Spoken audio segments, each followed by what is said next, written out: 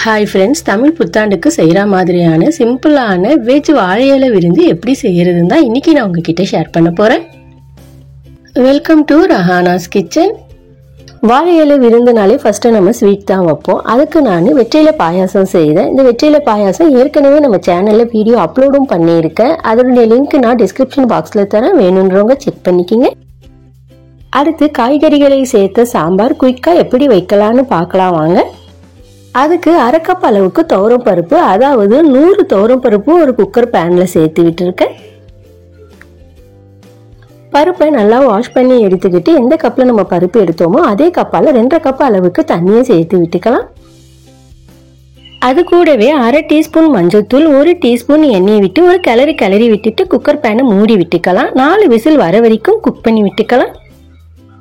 இன்னொரு பக்கம் கிண்ணத்துல சாம்பாருக்கு தேவையான அளவுக்கு சின்ன நெல்லிக்காய் சைஸ் அளவுக்கு புளியை சேர்த்து முழுகிற அளவுக்கு தண்ணியும் சேர்த்து 10 நிமிஷம் ஊற விட்டுக்கிறேன்.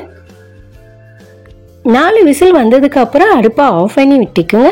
ஸ்டீம் எல்லாம் இறங்கினதுக்கு அப்புறம் குக்கர் பேனை ஓபன் பண்ணி விட்டுக்குங்க. பாருங்க, பருப்பு நல்லா வெந்து வந்துருச்சு. இதை நம்ம கரண்டியாலேயே நல்லா மசிச்சு விட்டு எடுத்துக்கலாம். மசிச்சு எடுத்த பருப்பு கூட அடுத்து ஒரு மீடியம் சைஸ் வெங்காயம், ஒரு மீடியம் சைஸ் தக்காளி, சின்ன சைஸ் முருங்கைக்காய் 1, நல்லா பெருசா கத்திரிக்காய் 1, 2 கேரட், ஒரு பெரிய சைஸ் உருளைக்கிழங்கு, 2 பச்சை மிளகாய், கொஞ்சமா கருவேப்பிலை. எந்த கப்ல துவரம் பருப்பு எடுத்தோமோ அதே கப்பால 2 கப் அளவுக்கு தண்ணியும் சேர்த்துக்குங்க. 2 டேபிள் ஸ்பூன் சாம்பார் பொடி, தேவையான அளவுக்கு உப்பு சேர்த்து நல்லா கலந்து விட்டுட்டு அடுப்புல வச்சு விட்டுக்கலாம்.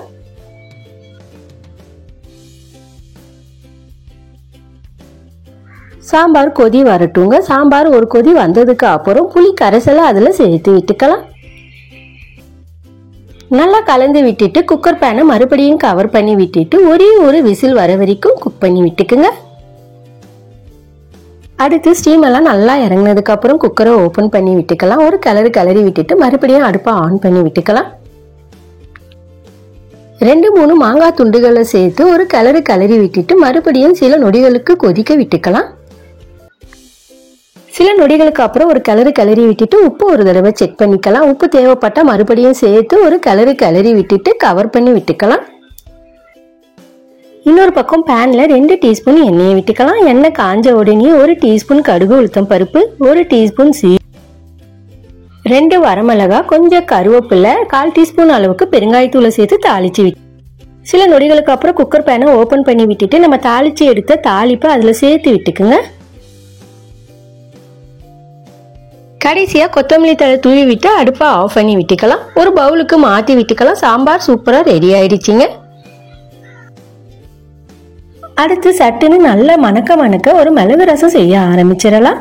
கிண்ணத்துல 2 மீடியம் சைஸ் தக்காளியை இந்த மாதிரி ஈக்குவல் ஆஃபா கட் பண்ணி எடுத்துக்கிறேன். அது கூடவே சின்ன நெல்லிக்காய் சைஸ் அளவுக்கு புளியை சேர்த்து 2 நல்லா முழுகிற அளவுக்கு சுட தண்ணியை சேர்த்து விட்டுக்கிறேன். கவர் பண்ணி விட்டு ஒரு 10 நிமிஷம் நல்லா ஊற விட்டுக்கிறேன். இன்னொரு பக்கம் மிக்ஸி ஜார்ல 2 டீஸ்பூன் அளவுக்கு மிளகு சேர்த்துக்கலாம். அது கூடவே 1 டீஸ்பூன் சீரகம், கொஞ்சம் கொத்தமல்லி தழை, ஒரு வரமிளகாய், 5-6 பல் பூண்டு, 1/4 டீஸ்பூன் பெருங்காயத்தூளை சேர்த்து தண்ணி சேர்க்காம கோர்ஸா அரைச்சி விட்டு எடுத்துக்குங்க.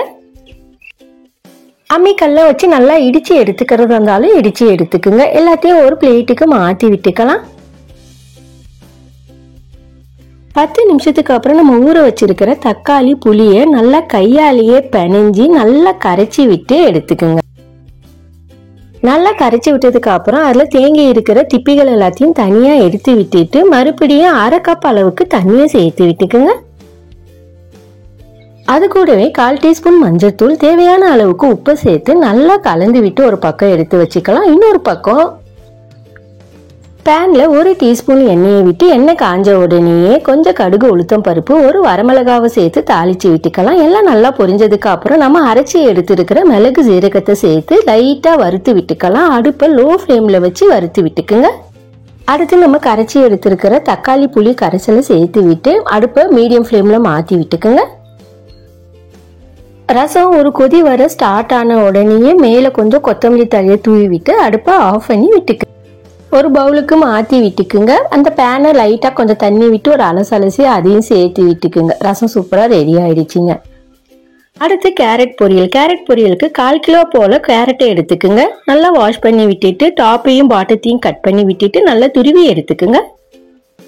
பேனில் தேங்காய் எண்ணெய் 1 டீஸ்பூன் சேர்த்துக்கலாம். தேங்காய் எண்ணெய் சேர்க்கும் போது இந்த கேரட் பொரியல் இன்னும் நல்ல ஒரு சுவையாக இருக்குங்க. அதனால தேங்காய் எண்ணெய் சேர்த்துக்க. எண்ணெய் காஞ்ச உடனே கொஞ்சம் கடுகு, உளுத்தம் பருப்பு, 2 வரமிளகா, கொஞ்சம் கருவேப்பிலையை சேர்த்து தாளிச்சு விட்டுக்கலாம். எல்லாம் நல்லா பொரிஞ்சதுக்கு அப்புறம் ஒரு பெரிய சைஸ் வெங்காயத்தை கட் பண்ணி சேர்த்துக்குங்க. வெங்காயம் சீக்கிரம் வதங்குறதுக்கு கொஞ்சமா உப்பு சேர்த்து வதக்கி விட்டுக்கலாம். வெங்காயம் நல்லா வதங்கணும்னு அவசியம் இல்லை, ஜஸ்ட் சாஃப்ட் ஆனா போதும். வெங்காயம் சாஃப்ட் ஆன உடனே நம்ம துருவி வச்சிருக்கிற கேரட்டை சேர்த்து விட்டுக்குங்க. கேரட் சீக்கிரம் வெந்துடும். நம்ம ஜஸ்ட் 1 டேபிள் ஸ்பூன் தண்ணியை தெளிச்சு விட்டு அதை வேக விட்டுக்கலாம். ஒரு கிளறி விட்டுக்குங்க. கேரட் சீக்கிரம் வெந்து வர்றதுக்கு பேனை கவர் பண்ணி விட்டுக்குங்க. இன்னொரு பக்கம் மிக்சி ஜார்ல 2 தேங்காய் பத்தியை கட் பண்ணி சேர்த்துக்கலாம். கோர்ஸா அரைச்சியும் எடுத்துக்கலாம். நீங்க சீவியறதா இருந்தா சீவியும் எடுத்துக்குங்க. 1-2 நிமிஷத்துக்கு அப்புறம் பேனை ஓபன் பண்ணி விட்டுக்கலாம். கேரட் நல்லா வெந்துருச்சான்னு ஒரு தடவை செக் பண்ணி விட்டுட்டு நம்ம துருவிய தேங்காவை அதுல சேர்த்து விட்டுக்கலாம்.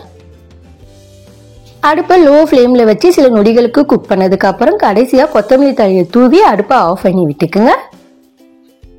கேரட் பொரியல் ரெடி ஆயிடுச்சுங்க. அடுத்து கத்திரிக்காய் வறுவல் எப்படி செய்யறதுன்னு பார்க்கலாம். அதுக்கு 1/4 கிலோ போல கத்திரிக்காவை நல்லா வாஷ் பண்ணி 4ஆ கட் பண்ணி எடுத்துக்குங்க. கத்திரிக்காவை கட் பண்ணி தண்ணியில சேர்த்து விட்டுக்குங்க. நேரம் ஆக ஆக கத்திரிக்காய் ஒரு மாதிரி கருப்பா ஆயிடும். அதனால தண்ணியில சேர்த்து விட்டு கட் பண்ணிக்கிங்க. இந்த கத்திரிக்காய் வறுவலுக்கு நம்ம நல்லெண்ணெயை பயன்படுத்த போறோம். நல்லெண்ணெய் ஒரு பேன்ல 2 டீஸ்பூன் அளவுக்கு சேர்த்துக்குங்க. எண்ணெய் காஞ்ச உடனே 4-5 போல பூண்டு பல்ல சேர்த்து ஒரு கிளறி விட்டுக்குங்க. பூண்டு கருகிடாம பாத்துக்குங்க. அடுத்து ஒரு பெரிய சைஸ் வெங்காயத்தை சேர்த்து வெங்காயம் சீக்கிரம் வதங்குறதுக்கு கொஞ்சமா உப்பையும் சேர்த்து வதக்கி விட்டுக்கலாம். வெங்காயம் லைட்டா வதங்கினதுக்கு அப்புறம் நம்ம அரிஞ்சு எடுத்துருக்கிற கத்திரிக்காவை சேர்த்து விட்டுக்குங்க. கத்திரிக்காய் நல்லா எண்ணெயில 1 நிமிஷத்துக்கு அடுப்பை மீடியம் ஃப்ளேம்ல வச்சு வதக்கி விட்டுக்குங்க. கத்திரிக்காய் எண்ணெயில வதங்கினதுக்கு அப்புறம் 1 டீஸ்பூன் அளவுக்கு மிளகாத்தூள், 1/2 டீஸ்பூன் அளவுக்கு தனியாத்தூளை சேர்த்து ஒரு பெரட்டி விட்டுக்குங்க. அடுப்பை லோ ஃப்ளேம்ல வச்சு சில நொடிகளுக்கு வதக்கி விட்டுக்குங்க. சில நொடிகளுக்கு அப்புறம் 1/4 டீஸ்பூன் போல மஞ்சள்தூள், கொஞ்சமா தண்ணியை மேல தெளிச்சு விட்டு மறுபடியும் பெரட்டி விட்டுக்குங்க. தேவையான அளவுக்கு உப்பு சேர்த்து ஒரு பெரட்டி விட்டுட்டு கவர் பண்ணி ஒரு 5 நிமிஷத்துக்கு ஃபர்ஸ்ட் குக் பண்ணி விட்டுக்குங்க. 5 நிமிஷத்துக்கு அப்புறம் ஓபன் பண்ணி விட்டுட்டு நல்லா ஒரு பெரட்டி ஓபன்லயே 2 நிமிஷத்துக்கு குக் பண்ணி விட்டுக்கலாங்க. கத்திரிக்காய் ரொம்ப பிஞ்சா இருந்துச்சுன்னா சீக்கிரம் குக் ஆயிடும். நீங்க வாங்குற கத்திரிக்காவை பொறுத்து பார்த்து குக் பண்ணி விட்டுக்குங்க. 2 நிமிஷத்துக்கு அப்புறம் கத்திரிக்காய் நல்லா வெந்துருச்சான்னு ஒரு தடவை செக் பண்ணி விட்டுட்டு ஒரு பெரட்டி விட்டு அடுப்பை ஆஃப் பண்ணி விட்டுக்குங்க.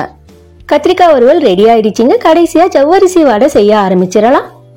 இந்த வடைக்கு 1/2 கப் அளவுக்கு ஜவ்வரிசியை ஒரு கிண்ணத்துல எடுத்துக்கலாம். நல்லா 2-3 தடவை வாஷ் பண்ணி விட்டுட்டு ஜவ்வரிசி முழுகிற அளவுக்கு தண்ணியை சேர்த்து 5 to 6 மணி நேரம் அதை நல்லா ஊற விட்டுக்கலாம்.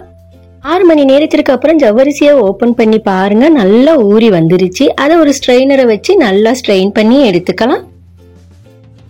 நல்லா வடிகட்டி எடுத்த ஜவ்வரிசியை ஒரு பவுலுக்கு மாத்தி விட்டுட்டு அடுத்து ஒரு பெரிய சைஸ் உருளைக்கிழங்க வேக வச்சு எடுத்திருக்கேன். அதனுடைய தோலையும் எடுத்து நல்லா மேஷ் பண்ணி அதையும் சேர்த்துக்குங்க. அடுத்து 1/4 கப் அளவுக்கு வறுத்த வேர்க்கடலையை கொரன்னு அரைச்சி அதையும் சேர்த்துக்கிறேன். குட்டி குட்டியா கட் பண்ண மீடியம் சைஸ் வெங்காயம் 1, 1 டேபிள் ஸ்பூன் கடல மாவு, நல்லா சாப் பண்ண கொத்தமல்லி தழை, சாப் பண்ண பச்சை மிளகாய் 2, 1/2 டீஸ்பூன் மிளகாத்தூள், தேவையான அளவுக்கு உப்பு சேர்த்து தண்ணி கொஞ்சமும் சேர்க்காம நல்லா பிசைஞ்சு விட்டுக்குங்க. எல்லாத்தையும் நல்லா பிசைஞ்சு விட்டு ஒரு சாஃப்டான டவ் பதத்துக்கு எடுத்துக்கிட்டாச்சு. இன்னொரு பக்கம் கடாயில எண்ணெயை விட்டுக்கலாம். எண்ணெய் காஞ்சி வரத்துக்குள்ள வடைகளை தட்டி ஒரு பிளேட்ல எடுத்துக்கலாம். ரெடி பண்ண எடுத்துக்கிற வடை மாவுல இருந்து கொஞ்சம் குவான்டிட்டியா எடுத்துக்கலாம். நல்லா உருண்டை பிடிச்சி கையில நம்ம பருப்பு வடை தட்டுற மாதிரி தட்டி விட்டு எடுத்துக்குங்க.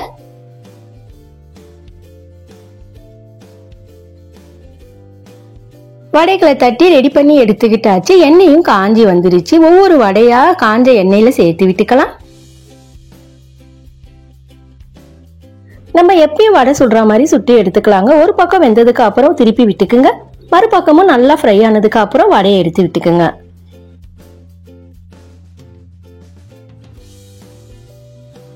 ஜவ்வரிசி வடை ரெடி ஆயிடுச்சுங்க. இலையில ஒண்ணு ஒண்ணா பரிமாறி விட்டுக்குங்க. இன்னைக்கு செய்த இந்த இலை ரெசிபிஸை பார்த்தோம்னா எல்லா ரெசிபிஸும் குயிக்காகவும் ஈஸியாகவும் செய்யற மாதிரியான ரெசிபிஸ் தான் செய்திருக்கேன். நீங்களும் ஒரு தடவை ட்ரை பண்ணி பாருங்க. இது வரைக்கும் நம்ம சேனலை சப்ஸ்கிரைப் பண்ணாதவங்க சப்ஸ்கிரைப் பண்ணுங்க. பக்கத்துல இருக்கிற பெல் ஐக்கானை கிளிக் பண்ணி சப்போர்ட் பண்ணுங்க.